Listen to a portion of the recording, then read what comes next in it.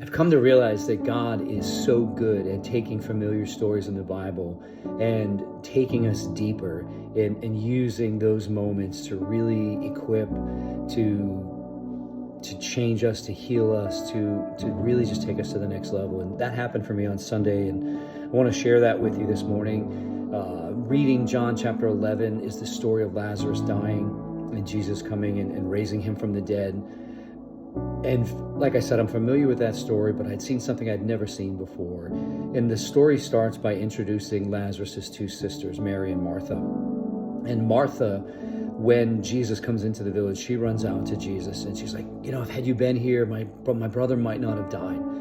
And Jesus says some things to her, and then he asks where Mary is, and then they send for Mary. But the Bible tells us that Mary is seated at home. She's sitting at home, and as I unpack that, it's almost like she's got her arms crossed and she's a bit reluctant to go.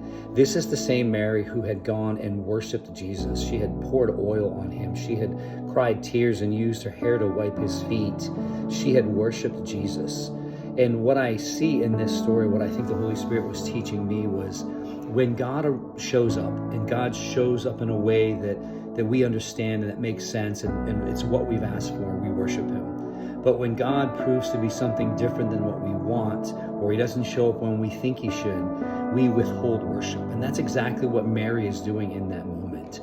And I needed to hear that, because there are things that I have been asking God to show up in, and he's not showing up in the way that I want or in the time frame that I want. But I know that as I read this story, that Jesus is simply saying, I'm not always going to show up the way you think I should, and I'm not always going to show up in the time, but I am who I am. And I promise to show up on perfect timing, and I'm going to show up in ways that just exceed your expectations, because I will always do good for you. And the second thing that I noticed in that text was that Mary and Martha wanted Jesus to come and heal a sick man. They wanted to make him well again.